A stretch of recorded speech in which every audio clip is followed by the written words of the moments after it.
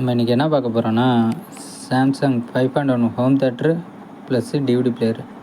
இது நம்மக்கிட்ட வரக்குள்ள என்ன கம்ப்ளைண்டில் வந்ததுன்னா, செட்டு வந்து ஒரு 10 நிமிஷம் ஓடும், அதுக்கப்புறம் ஆஃப் ஆகிடும்.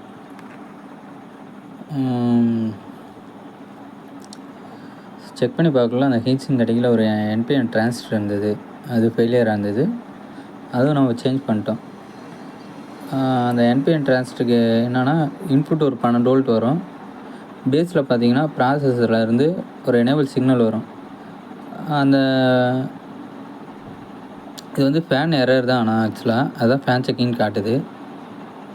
அந்த ஃபேனுக்கு போக வேண்டிய 12 வோல்ட்டே வந்து அந்த என்பிஎன் டிரான்சிஸ்டர் தான் பல்ஸ் மாடுலேஷன் பண்ணி அவுட்புட்டில் கொடுக்கும். அதுவும் நமக்கு ஃபெயிலியர் ஆயிருந்தது அந்த என்பிஎன் டிரான்சிஸ்டர். அந்த என்பிஎன் டிரான்சிஸ்டர் மாற்றிட்டோம். மாற்றியும் அதே மாதிரி ஃபேன் செக் எரர்னு தான் காட்டிகிட்டு இருந்தது.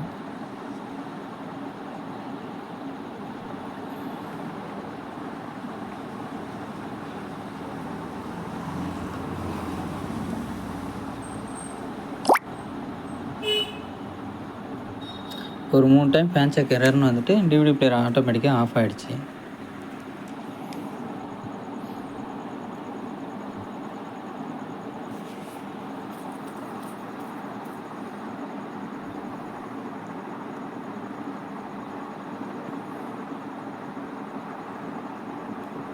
இப்போ பார்த்தீங்கன்னா ஆஃப் ஆகிடுச்சு. நம்ம கையில் வந்து அதே மாடல்ஸ் டிவிடி பிளேயரில் இருக்கிற அந்த கூலிங் ஃபேன் வந்து நம்ம கையில் இல்லை. அதனால் நம்ம என்ன பண்ணோம், 12 வோல்ட்டு அதே ஆம்பியரில் இருக்க இண்டக்ஸ் ஸ்டவ்லேருந்து ஒரு ஃபேன் எடுத்து அதை கனெக்ட் பண்ணோம். இப்போ பார்த்தீங்கன்னா செட்டு ஓகே தான்.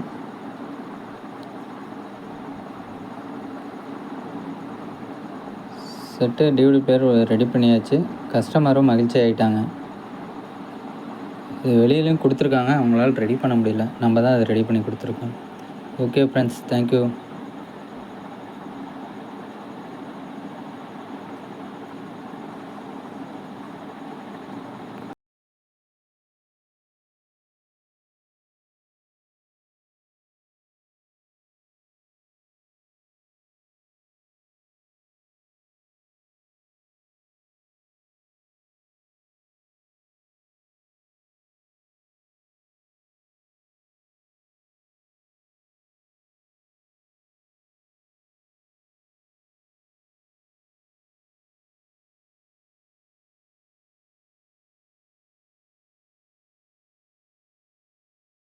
பாருங்கள், ஃபேன் ஆனால் ஓடுது.